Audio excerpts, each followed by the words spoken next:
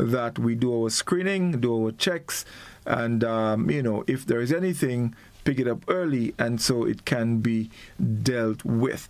So, Doc, tomorrow being Cancer Day, it is a topic that we cannot get tired of discussing and sharing information with, because it is very common. A lot of times when we hear of deaths, and so maybe 6 or 7 out of 10 cases, that word comes up. Would you agree, Doc? Yes.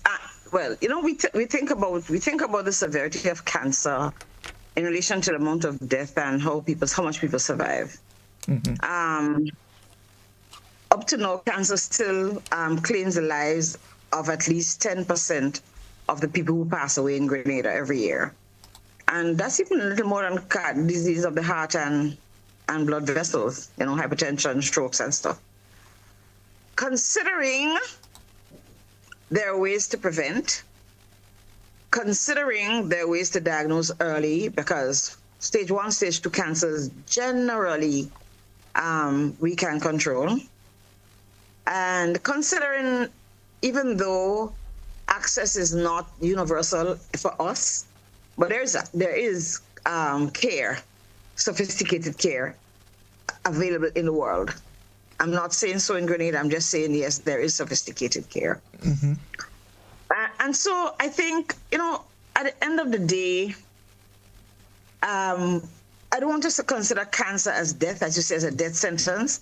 I don't want us to relate to the deaths, because what we're going to do is try and defy death, try and make sure that we blank death, okay? It's going to not be part of our existence, our thought process. We want to make sure that we know that it can exist in our bodies. Every human body is likely to have cancer cells that, if we have the conditions, they will spread, they will proliferate, they'll multiply rapidly, which is what it is. It's really just cells that have gone crazy and that multiply and consume whichever organ it attacks and the organs around it. So just trying to be able to slow down that consumption, because your cells multiply every day, but it's controlled. It has its built-in feedback system that, I've done this has happened. All right, so this organ, this part of the organ is healed, But it's like you take your car to the garage and somebody soup it up, right? You come up with an engine that you can't control and it's speeding, and you can't drive on, certainly not in River Road because you're going to mash up your front end, but you can't speed. You don't have control over this vehicle that is just speeding so much that you don't know how. You don't know when to change gear. You don't know what it is, right? So it is important that you make sure that you don't have to end up in a garage to start with, so that somebody can swap your engine. Right. So I think one of the things we have to focus on is lifestyle. The truth is, cancer is a global problem. It's a really big problem, especially when the cost to care for cancer can be so high, right? Especially when there's still so much to learn about what this disease is, right? Especially when we've been seeing recently that our younger populations are coming down with cancers, right? I mean, I was reading on the weekend about pancreatic cancers in children. But I thought only adults get pancreatic cancer, and all adults. But I don't imagine a child having pancreatic cancer. The youngest person I've known, other to that I known of, was somebody who was like in their 20s, right? But I can tell you, my mom died from pancreatic cancer 2 years ago. A month, and she was gone by the time we were diagnosed, right? But I think one of the things that we always have to have that index of suspicion that something is going on, or that something can happen. And so we need to figure out exactly how we are going to not let things go wrong. Do you understand? Yeah. Not how we're going to prevent our bodies from behaving differently. And there's research that tells us if you drink alcohol, you have an increased risk. And we talked about alcohol, and I want to bring it up again since it's the most common beverage among adults. And we have Carnival this week. Next week, is this weekend is Carnival? Yes. Yeah, I think so. Yes. And Trinidad Carnival, and I think St. Lucia. The thing is, we go to Carnival, nothing wrong with going to Carnival, but we tend to forget, and alcohol will make you like it. Alcohol can be addictive, and if you consume it once and you like it, you will want to consume it all the time. You know, I heard a public health education broadcast this evening. I was driving home, and I heard the person saying that, drink alcohol in moderation. Ha! Drink no alcohol. That's a stipulation in relation to cancer. Neither male nor female. The ads say 1 for females per day and 2 for males. They have seen that everybody who consumes alcohol, that in people who consume alcohol, once you have consumed alcohol, your risk is accelerated. Right. The chances of you gets speedier, is more likely. We talk about it I'm going to talk about the umpteenth time about increase in breast cancers in 20-somethings in the UK, and I can say the UK because they have done the research in young women who drink. So we do have that evidence of alcohol and cancer, breast cancer in particular, in younger populations being a reality. So we're going to have to decide what choices we're going to make. And why do we have a day? This is just one day, okay? This is a day when the whole world kind of comes together to remember that, look, there are these problems. Let's create a little awareness. But awareness of well-being must be taken into consideration every single day. We can't just wait for World Cancer Day to say, let me go and do my pap smear. Let me do this. No, this is something that we have to do. We have to be aware of for ourselves and for our relatives every single day, as far as caring for ourselves. How we prepare meals at home. What things are we going to do to ensure that we lower our risk of getting cancer? Okay? So on this day, remind ourselves that we can avoid cancer. We can try our best to make sure that there's less chances, and we can also make sure that there's less possibility for death by ensuring that we screen. Right. There are other things we're going to talk about in relation to policy and stuff, and ensuring that there are facilities and treatments and stuff. But currently, I want us to look at ourselves as a population of Grenadian people and other people and friends in the diaspora. I want us to look at ourselves and see, what can I do for myself that's going to ensure that I don't develop cancer, or if I do, right, or my family does, that we are able, because we're aware of the screening process. Or even if we just see something a little wrong, we go figure it out. There's no need to watch anything that's wrong, because the things that you watch tend to not get any better. If you're worried, go get screened, go see somebody. And so let's remember that as people, as human beings, we have a responsibility to ourselves to ensure that we have as long as possible on this earth, and that we make the good choices for ourselves and our families, so that we can reach the life expectancy that was handed to us when we were born. Mm-hmm. Again, in Grenada, men still have the chance of living to 71. I've seen too many young men die recently, and from diseases that we can prevent. And women will live up to 74, and that's an average. So you have a woman who live up to 90, 100. You have men who live up to 40, right? Or men who live up to 69. Men who live up to 72. But the bottom line is that the average says women will live, we can still live up to 75, I think, and men to 71. It would be nice to make that equal, right? Nice to make it that all men can improve by simply improving some of their lifestyles. Right. So I wanted to, most of us, do dental care. We go to the dentist, we get a clean, we lose a tooth, we put a denture or do bridge work, we fill it, we do root canals, whatever it is, right? Because that's what's necessary to make my teeth happy, right? I need my teeth for eating, and my teeth for digestion and nutrition. And I think what I would like us to consider is, how do I, as an individual, make my cancer prevention as important as my dental cavities and all the rest prevention? It must be just another thing. Because I think a lot of us are more afraid, so we don't want to know. Mm-hmm. But we forget that we can take precautions. We can actually take precautions to prevent ourselves from developing diseases that can be so frightening. And because we see so much death resulting, right, in persons who have had some form of cancer or the other. And I'm not saying that all cancers can be prevented, and all cancers, we can control, because there's some very aggressive cancers, and we see some strange cancers, especially in young populations, or even some relative forms of breast cancer, other cancer that just have very aggressive forms that usually we still don't know how to manage, unfortunately, and we have loss of life as a result of that. But I want us to all take the chance that, hey, there's always a possibility, right? There's always a possibility. So what am I supposed to do? Let me do what I have to do. What do I have to do?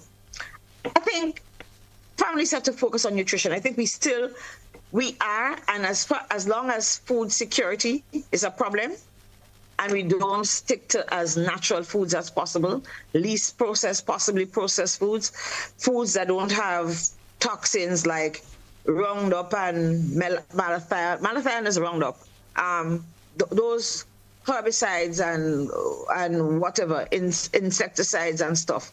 As long as we have foods that are not poisoned, that we have foods that are not grown with artificial fertilizer and all of those things, because those are things that are foreign to our bodies. Okay, our land is still relatively fertile. You plant a bottle ingredient that will grow. But we need to figure out, how do I make sure that my family and myself can enjoy the best of health? Do I go to the supermarket or the shop? And supermarket people like to lean on their basket and take up one processing, another processing. And what they might do, we compare prices. We don't compare what's inside there. We don't look to see all these big names that we can't spell, that we can't say, that we've never seen, right? Which for the most part are toxins. Toxins meaning poisonous to our bodies, especially in a cumulative form if you use it every day. So I think the first thing we need to figure out is, how are we going to eat as families? We talked about having eating what we grow and growing what we eat. Mm-hmm. And we're still at a stage where, unless it's oil down on oil down day, or oil down and in a fancy setting, I don't really eat breadfruit. I'm not eating fig. I eat enough fig as a child. I eat too much yam as a child. For me, I don't want no dashing. Me? No, sir. Sweet potato. My mother boiled too much of that for me to go to school, right? When in truth and in fact, those are the things we should be eating for a carbohydrate and energy source. Fish. We have more fish around us than we can ever think. People fish for their own fish. We buy fish. There's some tin fish like mackerel and salmon and sardines and tuna that we could eat, but they have fish out of fish market, right? That we can look at. Or homegrown, like chickens and stuff. Chicken. Do you remember your grandmother cutting up coconut, chipping the coconut? Mm-hmm. Or you have to go and get watergrass to feed the chickens. That's right. Mm-hmm. We still have to think about healthy ways to grow our chickens that they don't, or animals that we're going to consume, so that they don't have that level of toxins as happens with the imported and the highly processed foods that we tend to consume. So the first thing is nutrition. Having a balanced meal. So I'm not trying to eat 6 grain of fig, 3 dumpling, 2 slices of breadfruit, half in a breadfruit, whatever it is. I'm not trying to fill a plate. I'm trying to have a balanced meal. Fruit and vegetables. Fruit. Our mangoes make dog. Why aren't we having our mangoes? Right? There's also pawpaw now. There's also bananas. Are you going to leave a hand on the banana from the tree to ripe so everybody can have a ripe banana in the morning? Those kinds of stuff. We really have to improve the amount of bananas and fruits that we consume. Vegetables. Plant some vegetables. Can we? Seedlings are available. We can plant. Ask the Ministry of Health, the Extension Officer, to come and help you to set up a family garden. It's something families can do together and find a state of relaxation while we... And you don't have to create complicated foods. I mean, we don't have to be complicated. It doesn't have to be gourmet-style foods. Simple foods that we can all enjoy, okay? What we eat is very important. What we eat is very important. It must be nutritious. It must give your body enough probiotics and stuff to prevent the apparition of disease so that your body's immune system can be stimulated, right? And prevent diabetes, cancers in particular. And when we talk about exercise is also very important because obesity is the other culprit, right?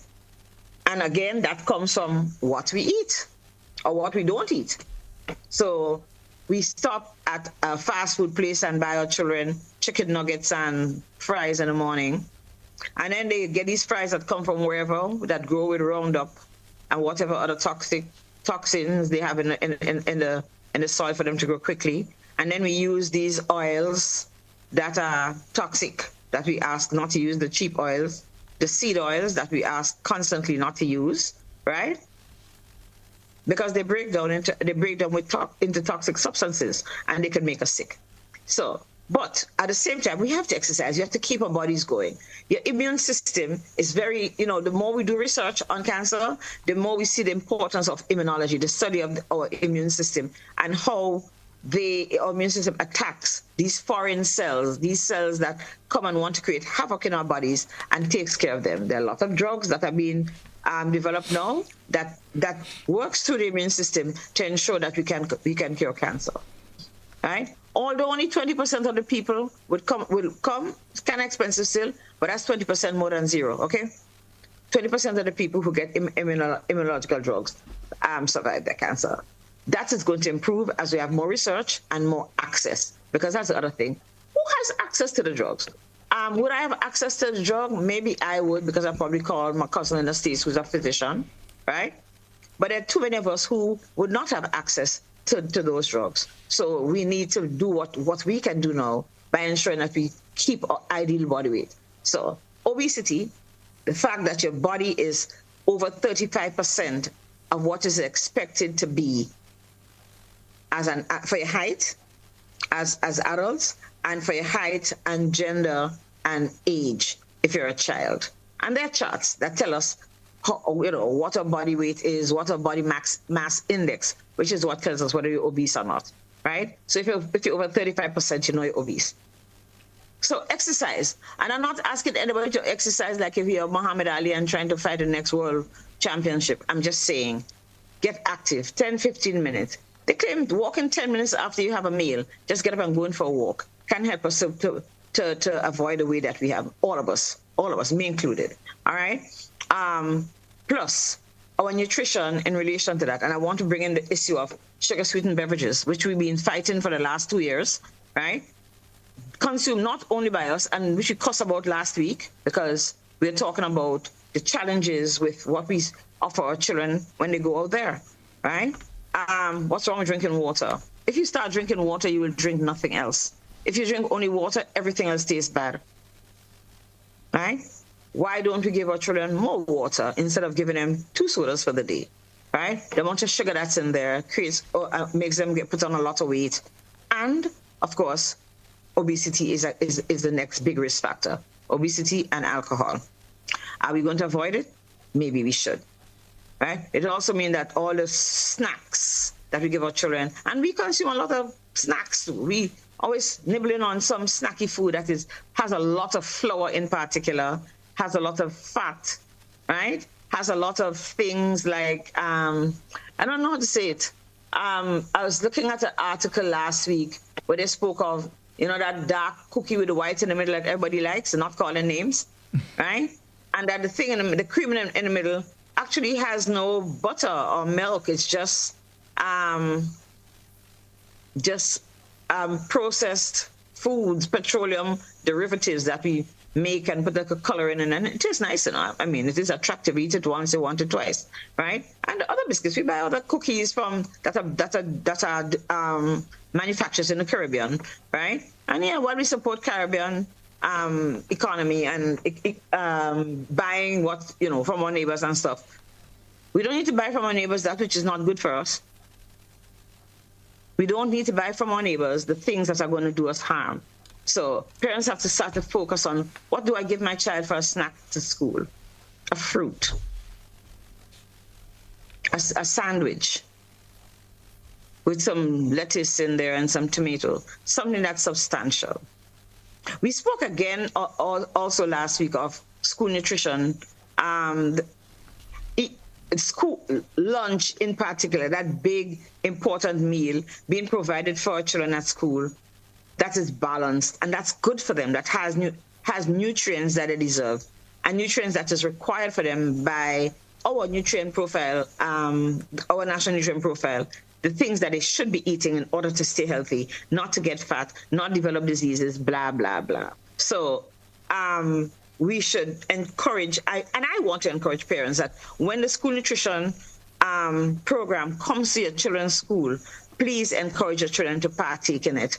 It's going to be less expensive for you. You can always buy them something else. You can always do something else with that money, put in a savings for them. But have lunch at school, because it is meant to be nutrition appropriate and good for your children. And of course, since you want to prevent disease. And of course, running up and down in school, making sure children are not obese. Obese children grow into obese adults at greater risk for not only cardiovascular disease, but certainly for cancers. So those are some of the things that we can do for prophylaxis. No drinking. What's the next one? Eating appropriate food, avoiding obesity. And of course, the big challenger, which is smoking, which has become more prominent among our population, right? Young people are smoking again, tobacco. We talk about vape on a different level, okay? Because while it may not be nicotine, right, and the other toxins that come in tobacco, vaping has its negative effect, and people think it's just that the child just inhaling a little bit of something on their tongue. No, that goes hot air with severe compounds, okay? Formaldehyde, acetone and stuff that goes into your lungs and basically make your lung look like popcorn. And not even good quality popcorn, okay? Popped corn, all right? So tobacco. We know that tobacco kills 50% of the people who, every year, 50% of the people who smoke tobacco will die from tobacco-related disease. Tobacco also comes as one of the main risk factors for all forms of cancers. And I'm not saying that people who don't smoke, there are people who get cancer who don't smoke, and nothing's wrong, that's a problem. No, it's not a problem. But the point is, if we don't smoke, we know that our risk is smaller. There are people who never had a cigarette, but they developed cancers. The other thing is that it's not just lung cancer, all forms of cancer. Breast cancer, uterine cancer, colorectal cancer, lung cancer, which is becoming more prominent, yes, right? Large bowel, small bowel, kidney, you name it, right? Ovaries, skin cancer. Cancer is very intimately related to the use of tobacco. And those are the general ones, okay? But remember that there's also secondary smoke, where somebody come and puff all their toxins in your face and you inhale it. So you don't necessarily have to buy a cigarette and keep it in your pocket or be puffing on your own. But secondary smoke can also be a factor in people developing cancers. So here's our problem, all right? So again, we all at risk. How am I going to escape the risk? How am I going to minimize my risk of developing cancer? So, what are we called to do? We're called to screen primary prevention is where you don't smoke, you don't drink, you exercise, you drink, right? And then you have this other form of prevention in primary care where you get screened. And I want us to go through the different forms of cancer that we have, that is kind of prevalent, that exists a lot in our environment. I want us to look at the different forms of cancer and how do we go looking for it. So where do you want us to start? So I'll tell you what, and this is I really wanted to speak on that, but just before we do that, we need to take a very short break, and we're going to come back, and then we would look at some of the main forms, common ones that affect us. So we take a short break, folks. We'll be back with you in just a moment. Don't go anywhere.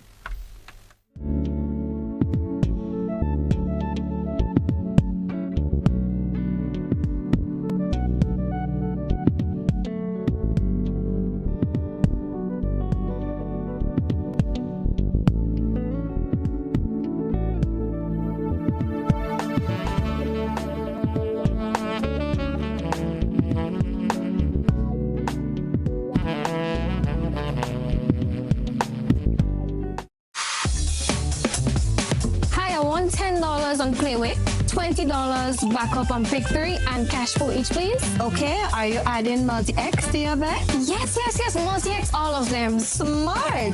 Best value bet. Backup and multi-X. You cannot go wrong. Don't matter the bets, multi-X all of the daily games. With multi-X added, your winnings can be multiplied 3 times, 5 times, even 7 times. So make it a rule. Add multi-X to all your Playway, daily pick 3, and daily cash for bets every day and for every drop, and watch your money grow. Available at stores and online. You heard it here. Multiply your winnings daily. Must be 18 or older to play. NLA, making your dreams come true.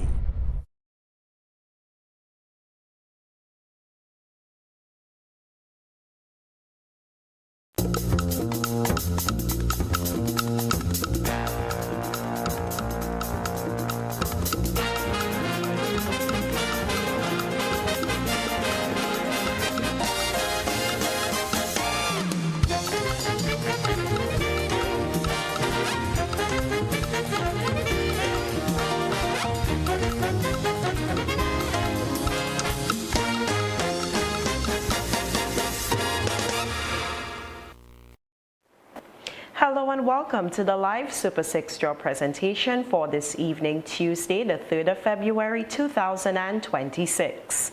I am your hostess, Kijan Smith. Super 6 is a multi-jurisdictional game owned by Winlot Inc. and is played within the islands of St. Vincent and the Grenadines, Dominica, Grenada, and St. Lucia. Tonight's jackpot is valued at $345,000. We'll now get ready to select your free ticket letter. Good luck.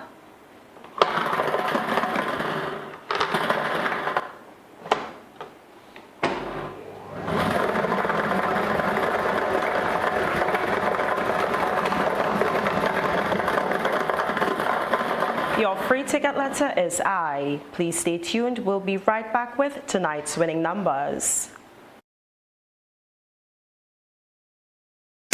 More jackpot money, more reasons to play this game. More money for way. Super 6 a bigger jackpot game. Now you love Super 6 even more. With more money, the jackpot galore. Play more, win more, have more fun. With more jackpot money, Super 6 is my number one. With the new and improved Super 6 game, the jackpot keep growing and growing and growing.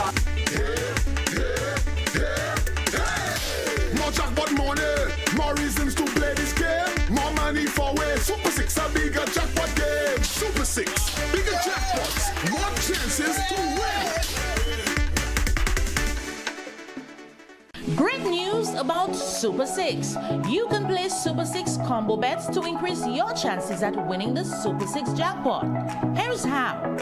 The combo 5 betting option costs $69. Players have a choice of any 5 numbers, and if you match 5 of the 6 numbers, you win the jackpot. Maybe you prefer combo 7, costing $21. With a choice of 7 numbers, and if you match any 6 numbers out of the 7 numbers, you win the jackpot. How about Combo 8? This option costs $84. Players select 8 numbers, and if you match any 6 numbers out of the 8 numbers, you win the jackpot. All numbers chosen should be from a range of 1 to 28. Play combo bets. Remember, with Super 6, there are bigger jackpots and more chances to win.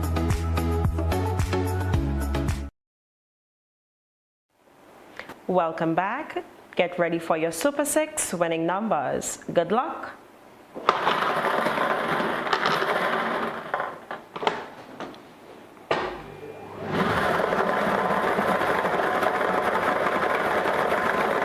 first number is 26.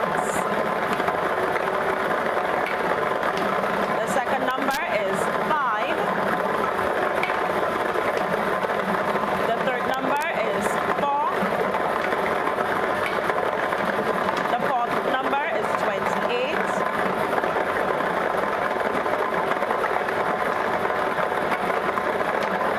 The fifth number is 10.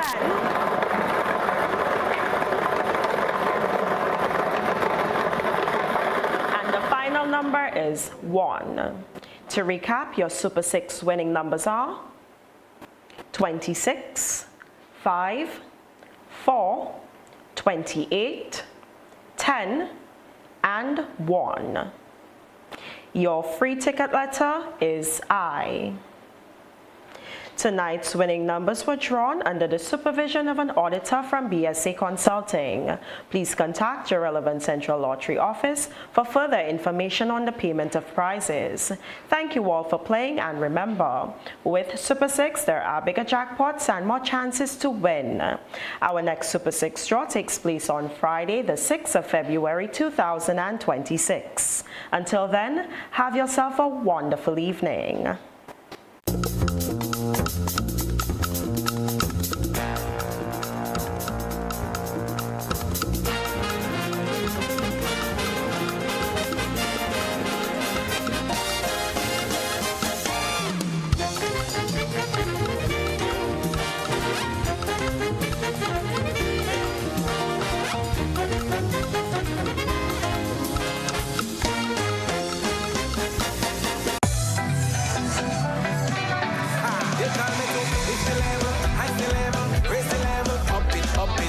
What if you had a choice? A choice of joining a line or a choice of making your purchases online? What would you choose? While you ponder on that, the National Lotteries Authority has provided another purchasing option. All their games are now available online. Yes, Grenadians! From wherever you are, purchase your favorite daily and jackpot-type games using any electronic device. Register on the NLA's website at www.nla.gd. Top up your account and enjoy online lottery gaming at your convenience. We're taking shopping comfort up, up, up several notches. But the choice is yours. Join a line or buy online. NLA, make your dreams come true.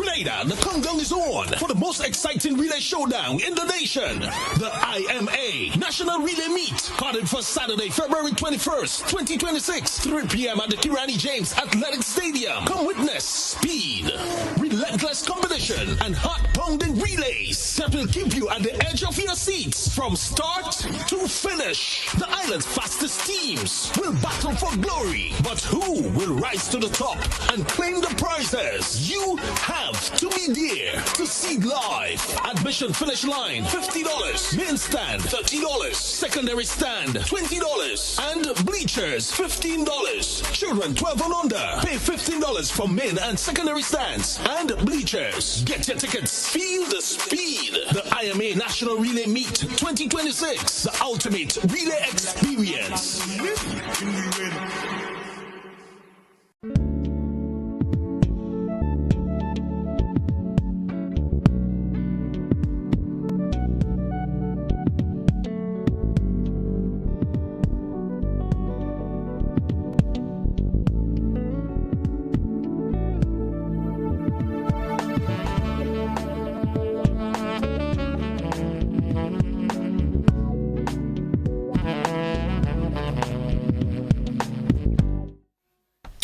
Welcome back. It's Doctor and Call. Those of you just joining us this evening, we are talking about cancer, tomorrow being World Cancer Awareness Day.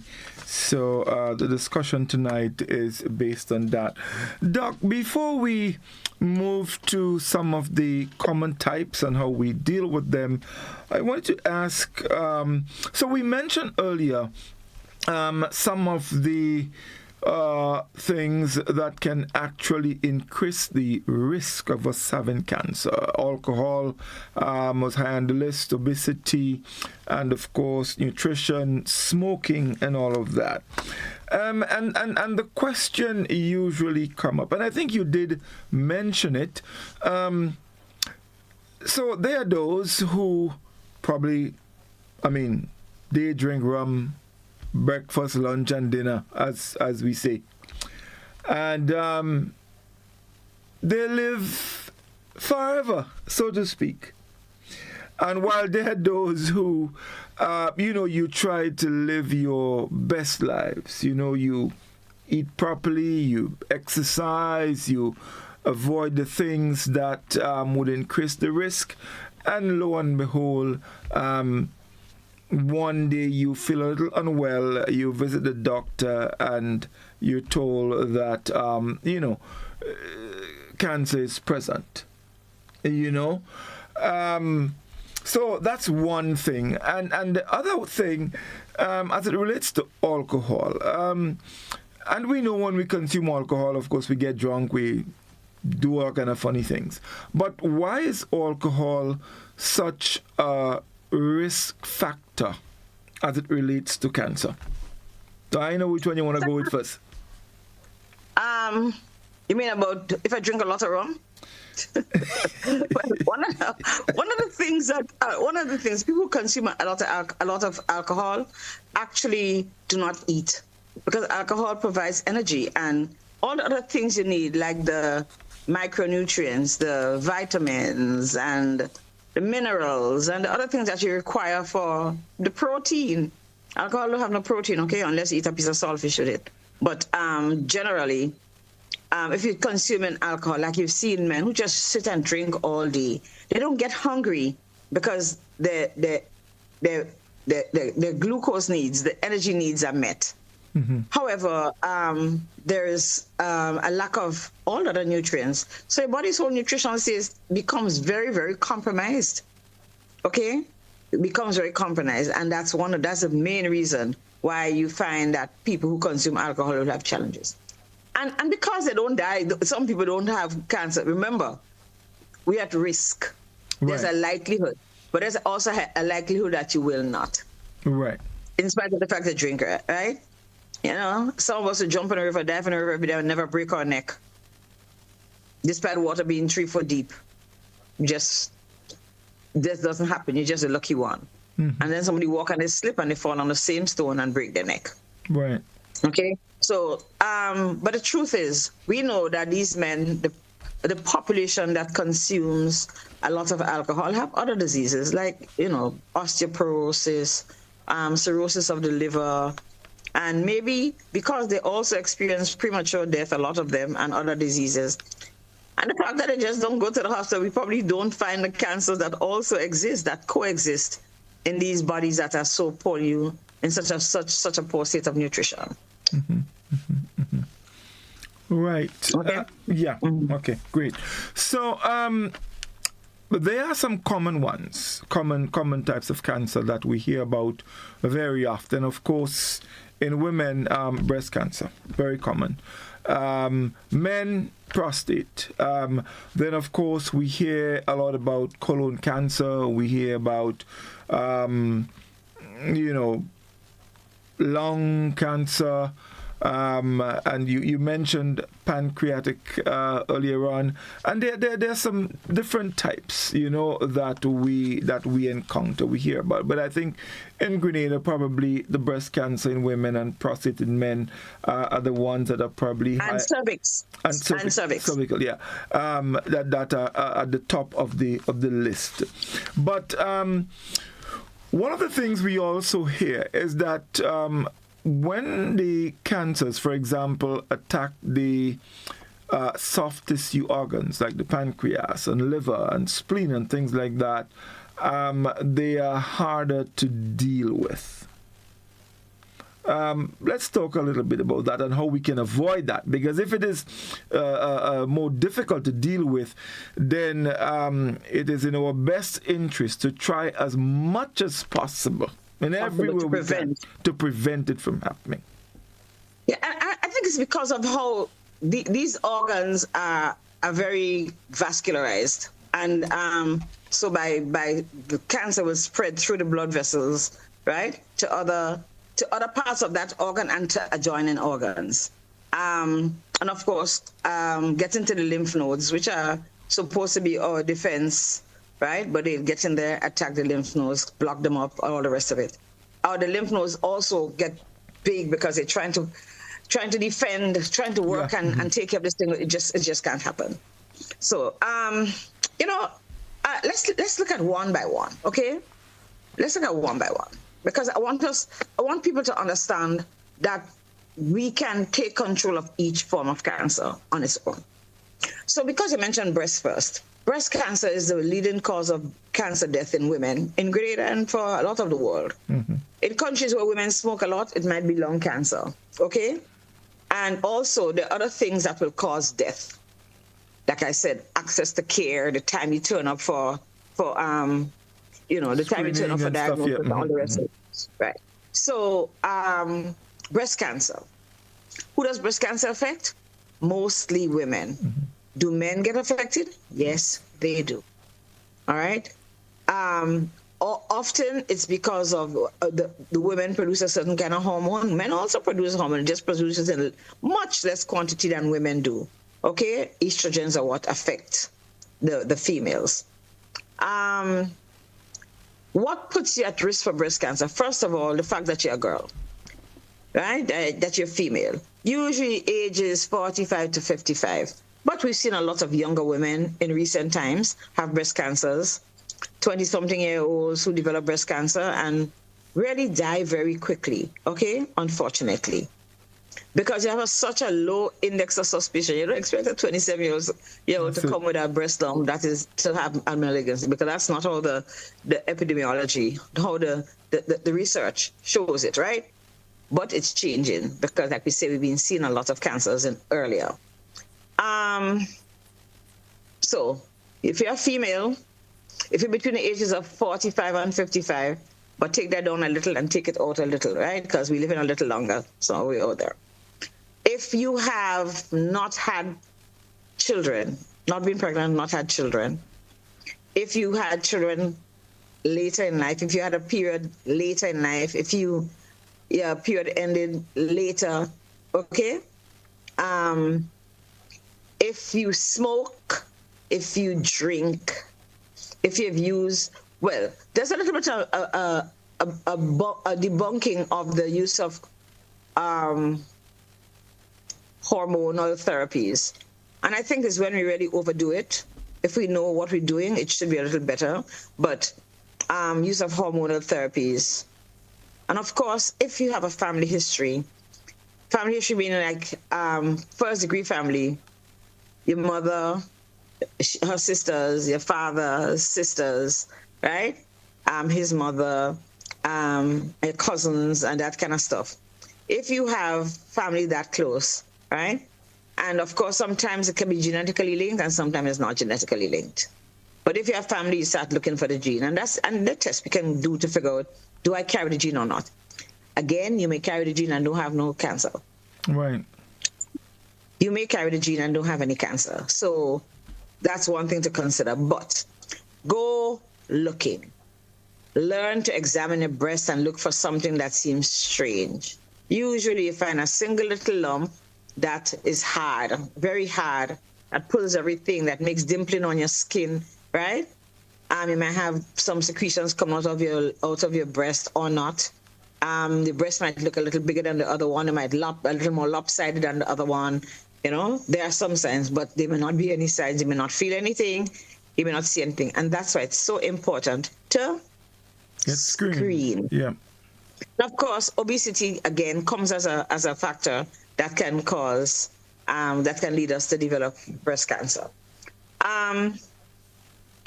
So screening. What is screening?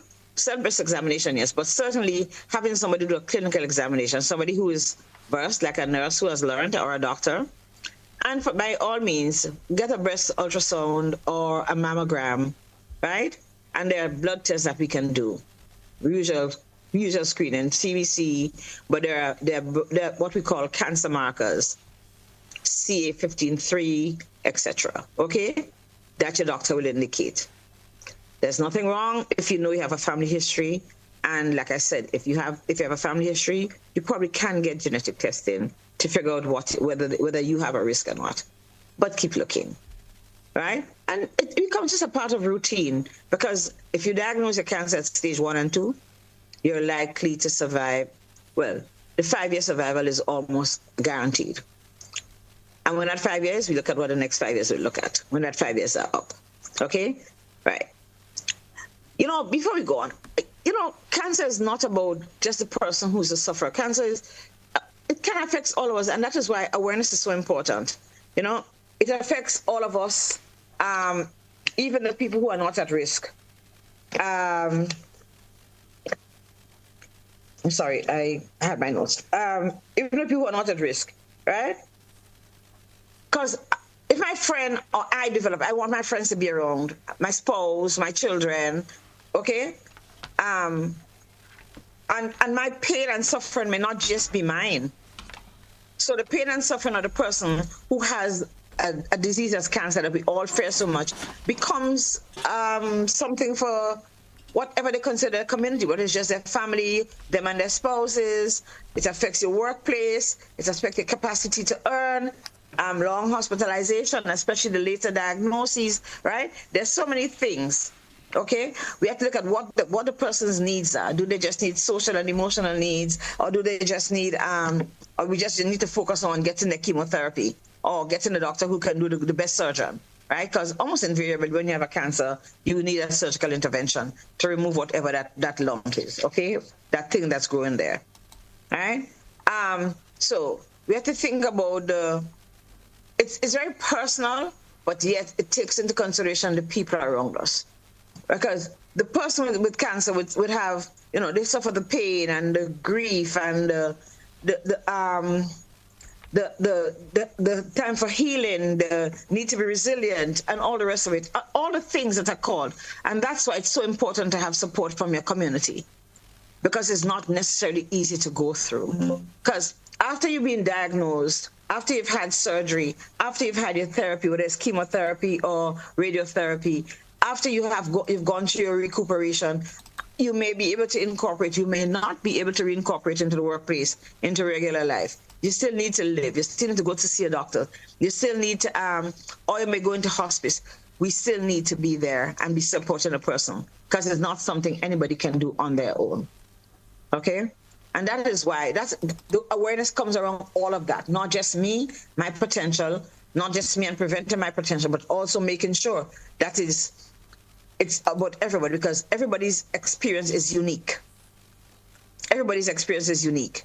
So you can't say, "Oh, what is wrong with this girl? What to Godfrey? When the thing did this prostate, you get up and gone to work the next day playing golf." But you're not your friend, okay? You're not your friend. Nobody knows how you respond to the chemotherapy, right? You may go through it as a breeze, but you may not go through it as a breeze. You may have vomiting every day. You may have pain in your bones, whatever it is. Okay, severe weakness. Your blood count may drop, and you feel really very tired and can't manage. So it's really a personal experience that requires the support, the social support of the persons who surround us, and understanding and empathy, and above all, the respect. Okay. So breast cancer, we talked about that. Let's say you go and you feel a little lump, or you don't. You do a mammogram and we discover that you have a lump. What happens after that? After that, you're sent to the surgeon, right? Because you have to remove that thing that's there, right? The lump is taken out. There are different ways they're going to do this. Some people just take out the breast. Some people take out just the lump, depending on the extent and depending on the environment in which you find yourself. We try as far as possible to preserve breast tissue, In most sophisticated environments, we tend to do breast reconstruction, right, as soon as possible. But it depends on the environment in which you find yourself. Again, early diagnosis is what we want, because it might just mean just taking out the lump. You don't have lymph nodes and all the rest. It's a different story. All right?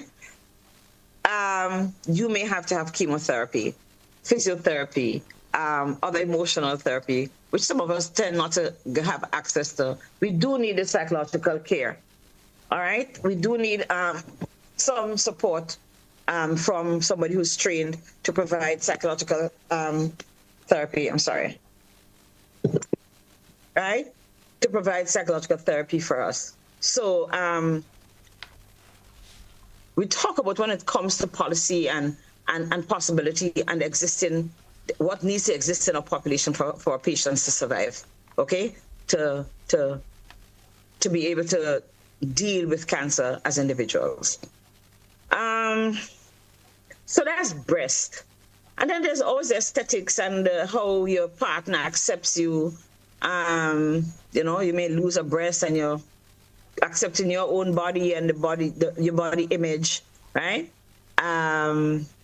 Those are challenges that people have to go through. So again, it's individual, but it requires support from everybody around you, right? Because I can be aware of cancer on my own, but when it hits me, I will probably have to look for somebody, okay? And so we as onlookers, whether or not we're already victims of these diseases, have to be ready to step in, because it's not only about the person. Their experience is individual, but they will need the support in order to survive this so feared group of diseases. Okay? And then after breast, let's stick to women. Cancer of the cervix. And cancer of the cervix should be on its way to elimination. We know that the human papilloma virus, which is a virus that is sexually transmitted, which is just around, most people have HPV, right?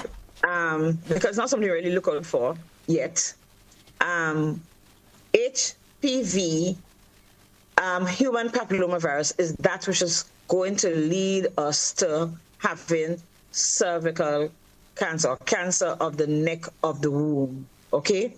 And the neck of the womb, when the doctor puts in a speculum and he looks, points into the vagina, looking like a mouth, right? Like a lip, a pursed lip, right? And you look at it and you can figure out whether there are changes. You can take a sample of the mucosa there, right? Mucosa looks like the lining of your mouth. Take a sample and you put it on a slide and you send it to the lab and they tell you if they see any differentiated cells. If you use what we call a visualization, visual imaging using acetic acid, right?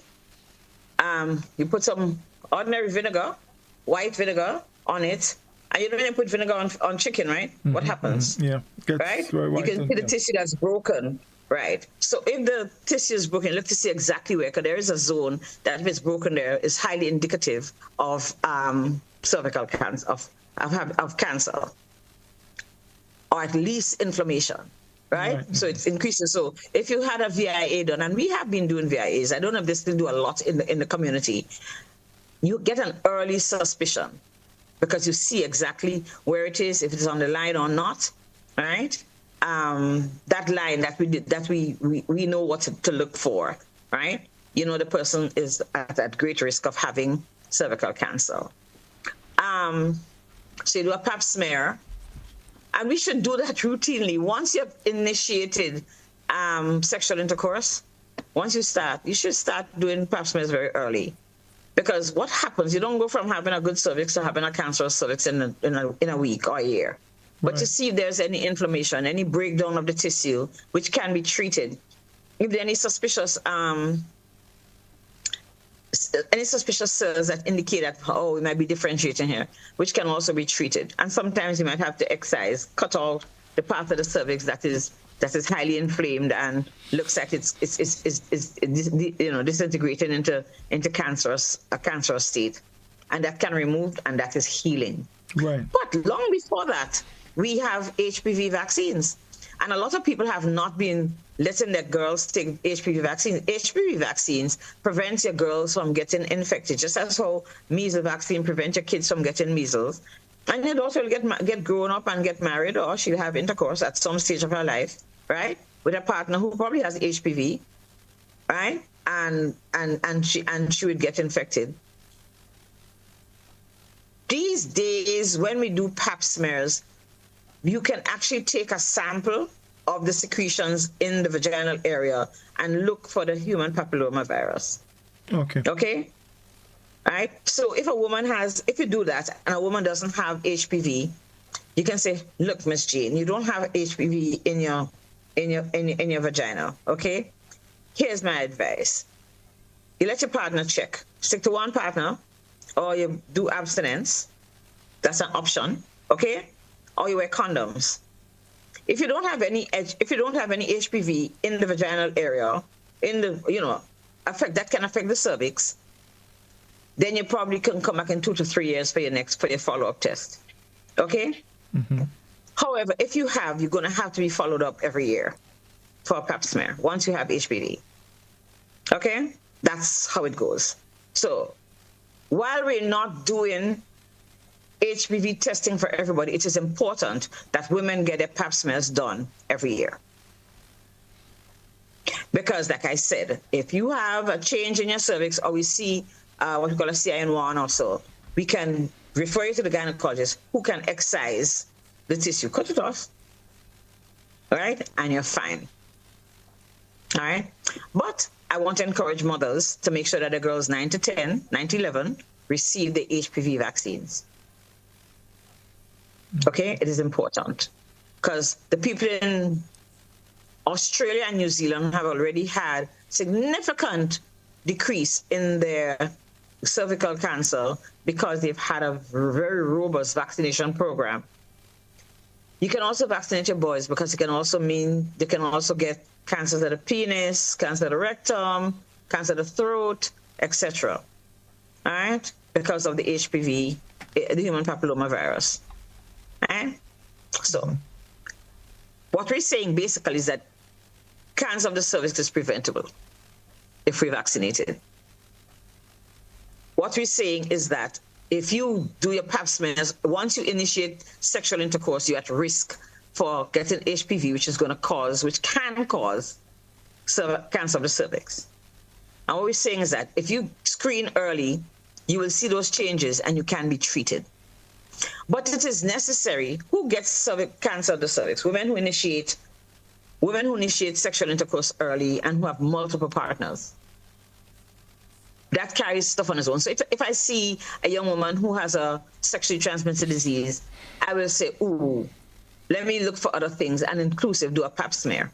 Because one STD tends to walk with others. For some reason, they like to walk together like Psyche and Trim. But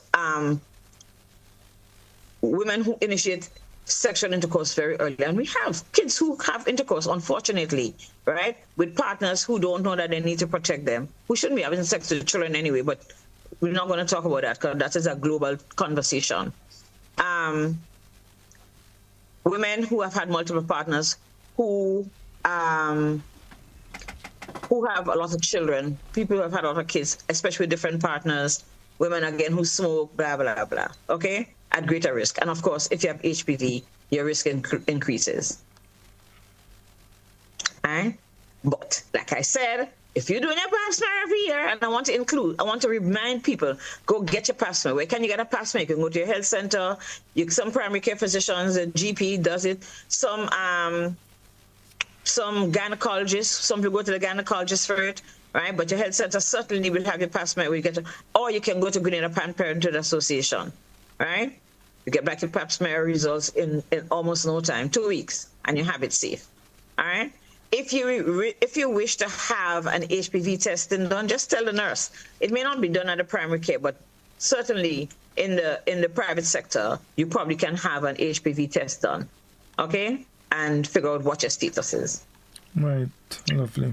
We don't want to have women who can be saved, not saved. And the truth is that cervical cancer tends to occur and affect a younger population.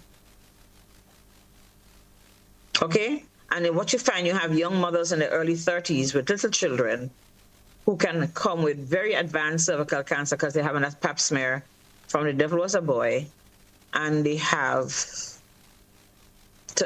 stage 3, stage 4 cervical cancer, which is often difficult to control. All right?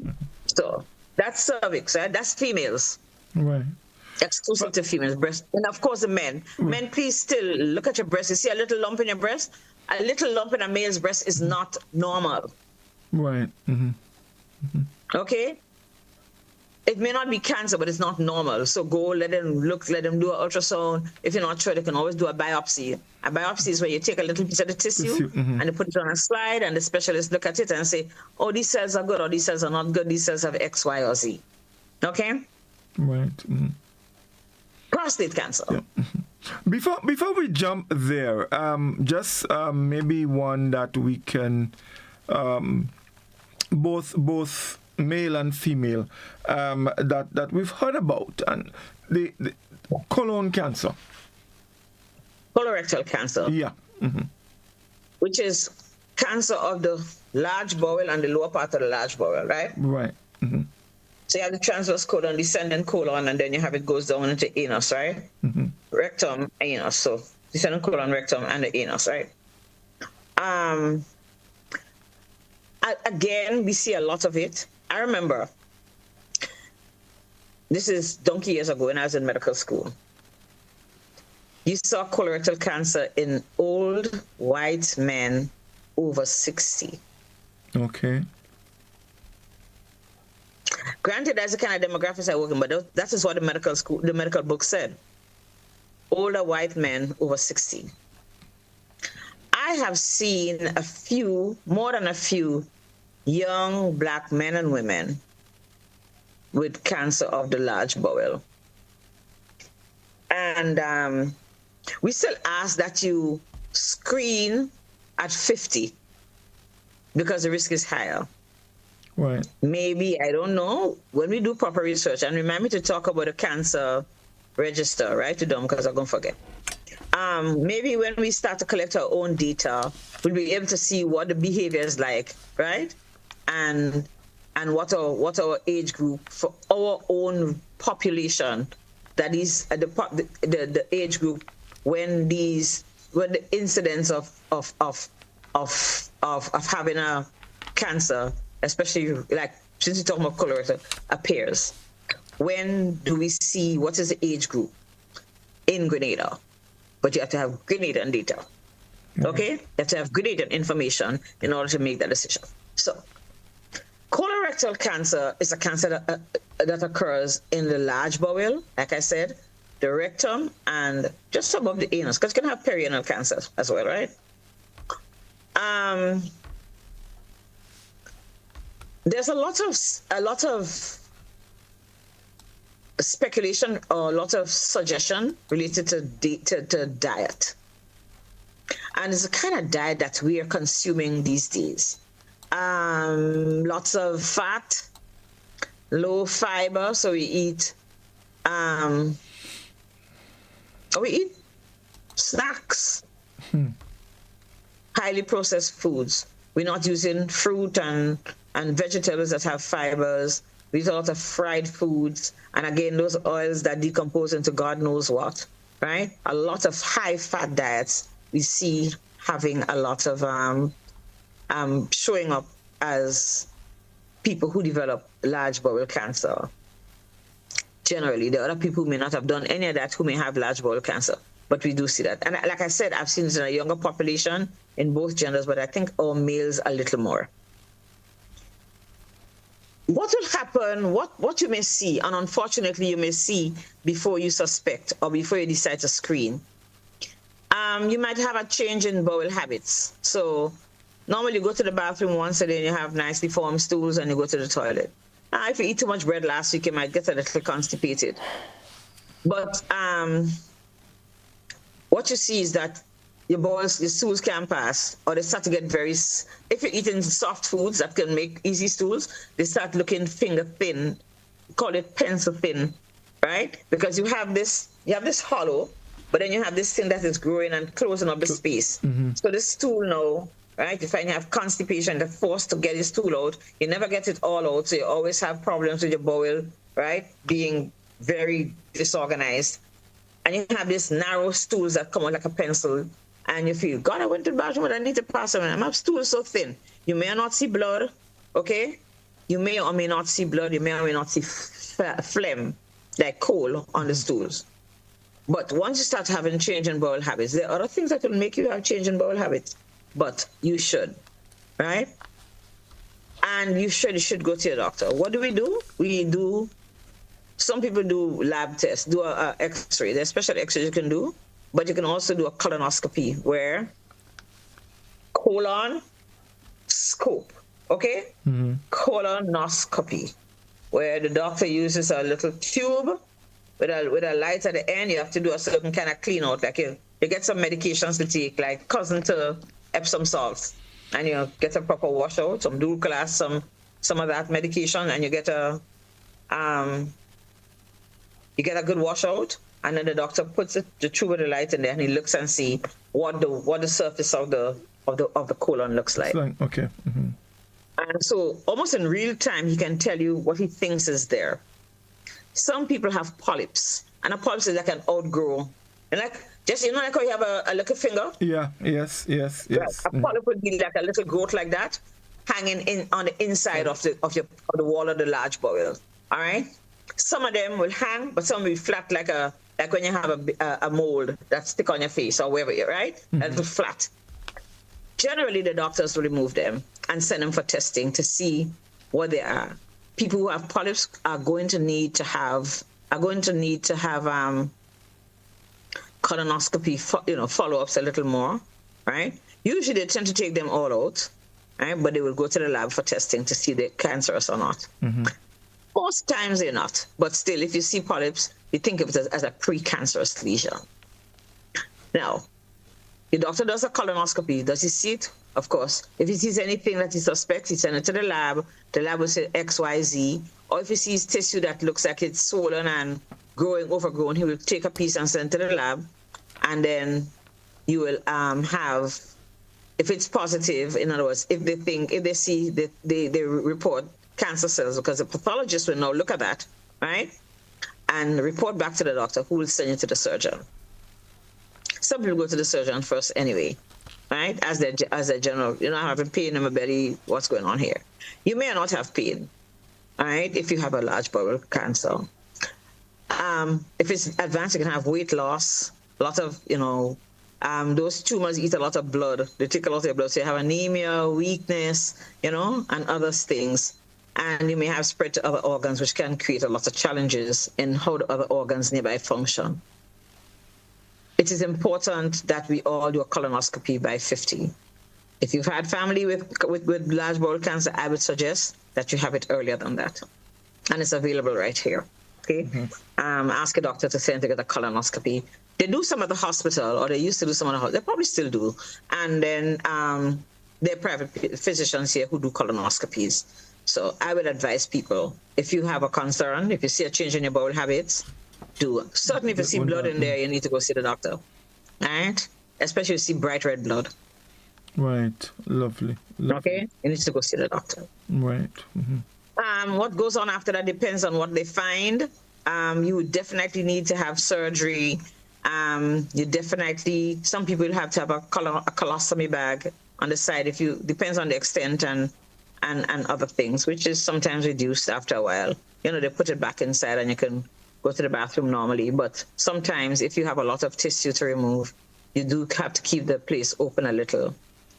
And of course, there is always a chemotherapy component, which helps to prevent, if there's any tissue, any malignant tissue growth, right? That comes with its own thing, right? And think about it. You're a young man playing football, young, 45, 50, run up and down playing football out on the beach with your sexy belly, and one day you have large bowel cancer, right? And you have to have surgery and all the debilitation and your lifestyle changes. If you're a girl, you're a woman, there is a lot of change that people have to cope with, and so people need support, right? So you may need chemotherapy. Some people, if they have advanced disease, may need radiotherapy.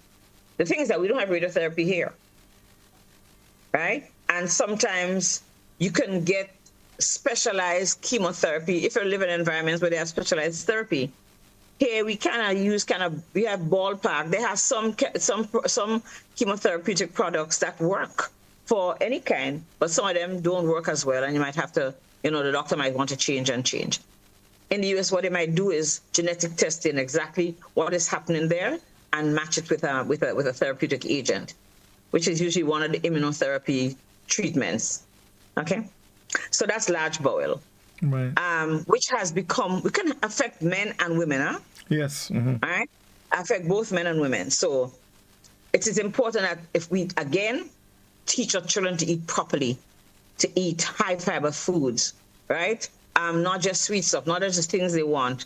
Children can't make decisions because they don't work nowhere. They don't have no money. So if you're going to allow the horse, if you allow, I'm serious, if you allow the tail to wag the dog, that's unfortunate. What else about colon cancer? Some people just never come back to their real life because it becomes so very debilitating. And that's why we need to look for it very early. Okay? Right. Wonderful. What we missed? Prostate. Right. Because I don't want to miss prostate. The most common form of cancer in men, globally, I think. Although in some countries you have more lung because they smoke more and because they do less screening. Death from prostate cancer because men do less screening.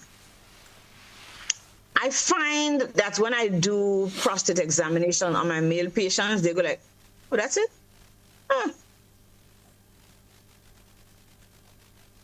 So it's something I have to negotiate with your doctor. I think it's important because I might find somebody has an elevated PSA, right? And so, oh, you have cancer. They examine the patient and really and truly, it doesn't feel like that. Let's see you in 3 months. Let's follow this up. Okay? It might just be an enlarged prostate, a benign prostatic hyperplasia. Non-cancerous proliferation of prostate tissue. Okay? It's just like, some people have the big fat, have a cocoa on their forehead, I think. Yeah. Fat cells just proliferate. So it's benign prostatic hyperplasia. Hyperplasia means that the cells are multiplying quickly. Okay, but those are benign cells; they're not malignant cells. It's just you have a fat. It's just that is fat in that case. In the case of the men, it's just fibrous tissue of the prostate. We want our men to start screening by 40. We know that Black men, and more so men in the Caribbean, and certainly Grenadian men, right, have a higher incidence of cancer death. Because we don't screen. I've had patients who have diagnosed with stage 1 cancer, prostate cancer, who have had their surgery and are walking dandily on the road and quite happy. Right. Okay, so I'm going to ask our men, don't be dissuaded by doing one prostate examination. And I think I'd be more frightened if I had an elevated PSA and my prostate was normal. And if I just had an elevated PSA and I didn't know what was going on. So it is very important that you do it. You can do an ultrasound examination, but I mean, it's going to cost you a whole lot, and a prostate examination takes maximum 30 seconds. 30 seconds, you've been doing a vacation, or you have doubt and you're really looking. So I would advise all men to get your prostate. Fellas, encourage other fellas. Please encourage your friends. I remember a gentleman who is a survivor, older gentleman. They came to their workplace one day to examine, and he pushed that guy and said, boy, go and check your prostate. Go and check your prostate. And the guy went, checked his prostate, and had prostate cancer. Early diagnosis, still alive today, and that's probably 20 years. Lovely. All right. Okay, so you do a test, you do an exam, and depends on what is found, your doctor will decide whether or not you go to the specialist. You can also go to the specialist who's called a urologist to get your prostate checked. But it must be something that you do annually. Okay, so when you go to check your bloods, like we were talking the first week, when you go to check your cholesterol and your blood sugar and blah, blah, blah, you check your prostate as well once you're over 40, right? So at 40, make sure you've already had your first prostate exam and that you're doing well. Okay, and the other thing is that, so if you do a PSA, which is a prostate-specific antigen, if you do the PSA, the normal range is from 0 to 4, right? So if I examine you this week and I do your test and you're 0.6, and when you come back next year, you're 3.2. I'm going to get conniptions. Yeah. I'm going to be very concerned because if you go from 0.6 to 3.2, something is happening. Yeah. Whether it's a prostate enlargement that's not cancerous, or are we having cancer, right? If I leave you for better next year, you have 4.8, and you probably actually do have cancer. So even if you're 3.2, you should just, you need to watch. But if I see you and you're 0.6, and next year it's still 0.6, and next year it's still 0.6, do you understand? Yeah, I'm not concerned. But if I see a rapid change, once you get to 4, you want to say, yes, yeah, that's probably likely that a person has prostate cancer.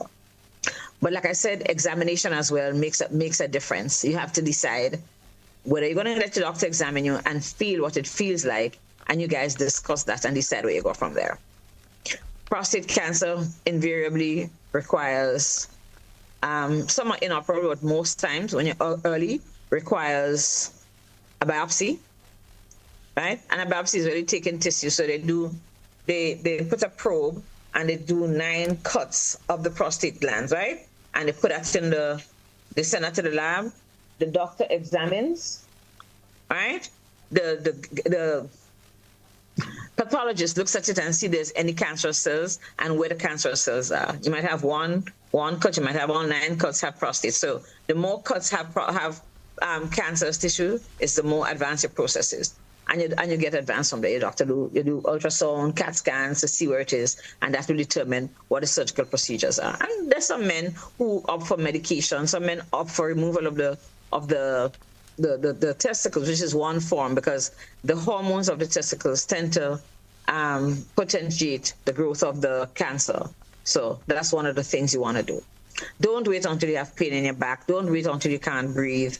Don't wait until you can't pass any urine at all, because the prostate is around the urethra, and as it grows, it can stop you from having urine. So what will happen? Some of the men will have what we call stoppage of water. It starts slowly, you can't pass, you never empty, you will dribble, you go to the bathroom, you have to stay long before the urine comes. When it comes, it dribbles, it goes in all different directions, right? Once you start to have challenges in the way your urine flows, you know that you probably have a prostate. If you have a family who has prostate cancer, you have a greater risk. So you need to find out what's going on in your family. And I know families who have, but they know, and the guys go screening early because my uncle had, my father, brother, I know my father dead from, that kind of stuff, right? It is claimed by the urologists that most older men, 70, 80, will actually have prostate cancer. They don't make a fuss about it because it grows slowly. The problem is in the younger population, where they can go into advanced cancers and spread and cause death. Older men, it really grows very, very, very slowly, because remember, there's less hormonal influence on it at that time. So that's prostate cancer. Okay, lovely. And finally and quickly, because we have about 10 minutes, one we also hear about fairly often, leukemia. So leukemia is a form of cancer of the blood and a hyperproliferation. Hyper, excessive growth and numerically of the white blood cells, right? And you may also have a lack of platelets. Platelets are a component of the blood, which is fragments of blood, very important for coagulation. So a lot of people who have leukemia often die because they have this very ugly bleeding, right? And you have some forms of leukemia that are very, very aggressive, like acute myeloblastic leukemia, which is going to take you in a week, 2 weeks by the time your diagnosis. And you have others, okay, that are going to last, that you can get treatment and go into remission and stuff. But basically, that's what it is. Again, tobacco, look at the toxins in the environment where you work, okay? there's a form of leukemia that's very common in Grenada. I think Grenada has the highest. They probably get one a year, but in other places in the world, we don't get it. Doesn't happen at all, right? But leukemia, we also have leukemia. Not so much. We have leukemia in children, not here for us. And of course, I forgot to mention there are children's cancers, right? Usually leukemia and what we call nephroblastoma, kidney, cancer of the kidneys, and some children get cancer of the bone, osteosarcomas. Not very prevalent here. I've not seen a lot of children. I know of the kidney tumors, right, occurring in children like 2 to 6. Often you feel it when you're bathing the child, feel this lump in the tummy on the side. And we've had some successful treatment, but you have to discover early, and the child goes through a lot of chemotherapeutic experiences, which is often very difficult. But you still have to look for a child that has always sick, always have fever, always getting colds, and just weeky. You need to take the child to the doctor or the pediatrician so they can make sure that that is not what the case is. Okay, we see a lot of children in North America, right? We really have less, mostly having the nephroblastoma, Wilms tumor it's called, in the children. And the tumor of the kidney is called a Wilms tumor, but it's a malignant tumor. Okay. Right. I want to talk about smoking and the fact that we have so many toxins in our atmosphere, how they contribute to us having more lung cancer. We have seen an increase in lung cancer, even in women who have not smoked. Okay. I've known of young women who have passed away, young women, 30s, okay, 20s, who have passed away from lung cancer. There are lots of speculation as to what can be causing it, but these are possible, right? And again, I want to say where we can't prevent, we need to support, right? But we need to encourage prevention. We have to encourage people to prevent not smoking. Again, smoking. That tobacco is crazy, right? That tobacco is crazy. Anything that you inhale hot into your lungs is going to destroy your lungs, all right? Or environmental toxins, some of which we have not yet identified. Places where there have been radiation, extreme radiation, places that have wars, we see an increase in cancers. Especially like remember how many people died of cancers in New York after the World Trade Center event? So environmental toxins can be very dangerous to people and the appearance of cancer. I want to talk quick about policy, right? Managing cancer is not a simple event. It's not a simple thing. You can't come to my office and say, oh, you have a cancer of your throat, right? Let's just go and take out that lymph node and you get some chemo and that's gone. It's just much more than that. So we have to have first level education and knowledge, which has to be always there. The population always have to be reminded. And I tell you, every week, pastor uses the same Bible every week to bring out the message. The same messages has to be there, penetrating the community so that people are aware of it. We have to provide, because the Ministry of Health sees itself as the agent for the well-being of our population, the physical well-being and mental well-being, we have to make sure that we provide facilities for education, yes, but also for screening. We have to also provide education, health education. How do I behave? What behavior changes must occur? Stopping smoke, not drinking alcohol, blah, blah, blah, controlling your weight, etc. Screening if you have a family history of cancer, all of those things. So that has to be written into policy. We must have structures and systems that are set up. The truth is, despite us recognizing that there is an increase in the amount of cancer, not in Grenada alone, I can tell you, the entire Caribbean has the same problem. All of the OECS, everybody has the same problem, and it's really crazy. There is no national cancer policy in none of our islands. Okay? So cancer policy is going to have to take into consideration education, screening, and creating facilities for all of that. Diagnosis, which is examination, which is you can't diagnose unless you have a tissue example, right? So you can find a lump in a woman's breast and take it out and say, oh, this is fine. But you have to do a pathology test, which will tell you, hey, you have this is cancerous, okay? And it's beyond the breast or in the breast, blah, blah, blah. You'll see what happens, right? So you have to have surgical facilities, you have to have pathological services, you have to have cytology, which is study of the cells, which comes under pathology. You have to have blood tests available, lab services available, okay? And you have to have doctors who are trained and who know what they're doing to be able to recognize, to be able to discern from a patient, let's see what's going on with you. You know, what do you need to get done? You must have hospitals, you must have surgical facilities to remove it, and you have to have chemotherapeutic and other therapeutic agents. It might just be antibiotics, but all that the patients would require must be available. Psychotherapy, because psychological services must be present, okay? How do we have to take our own data, and that's what I'd ask you to remind me about our cancer registry. So the cancer registry was recently established again at the hospital. It's a place where everybody who's diagnosed with cancer get to be followed till the end of life. So if today I were to have a cancer on my little finger, I'm diagnosed, and my data gets into the system, right? What treatment I get, how I respond, when I go into remission, if I don't go into remission, does my other finger get it? Whatever it is. So we have our own information that we can see how these diseases behave within our population.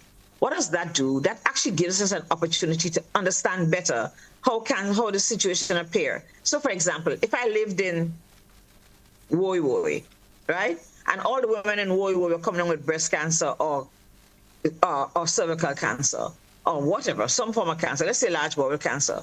We want to look and see what is the nutritional behavior like of the women up there? What is it? What is different? Where's the water come from? You understand? Is there any toxins in the environment? Blah, blah, blah. How can we prevent the women, not just of Woy, but all Grenadians, look for these toxins present in other parts of our community so we can prevent that. And that's where cancer registry comes, because all these data will go into the register for one person. What you respond to, what you don't respond to, how you do with the medications that you get.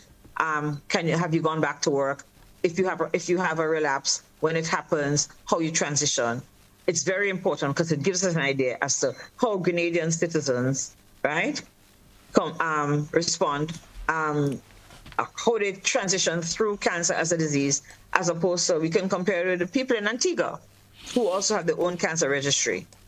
And maybe you find that the Antiguans respond better to one agent, right? And you say, look, we've been using X for our population. Why don't you try this? And you might try it and figure out that it can work better for your population. So by exchanging data, we're able to figure out what it is.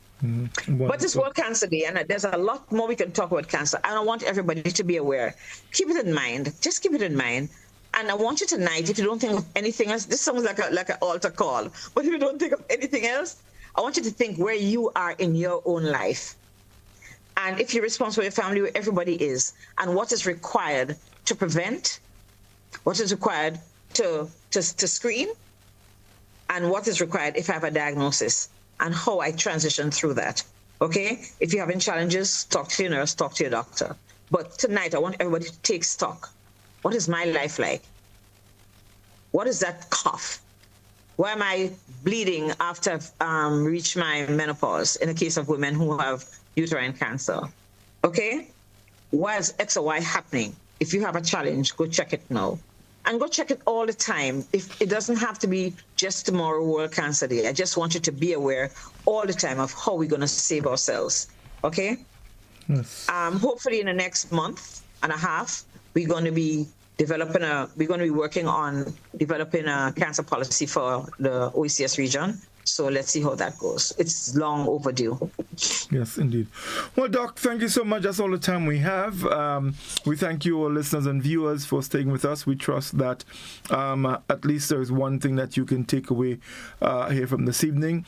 And I would trust that you understand what are the things that can increase the risk of us getting cancer and try as much as possible to avoid that. Don't think that because you know someone else is doing X or Y and they look all right, it doesn't mean that you can do it and get away with it. No.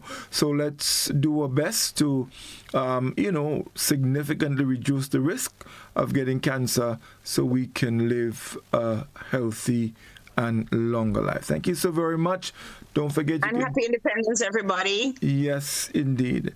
You can join us tomorrow at 6 for Managing Your Money and a little later on for Kaiser Talk. Be sure to join us for that. Until then, to have a good night and all the best. And hey, from Doctor and Call, we wish you happy independence.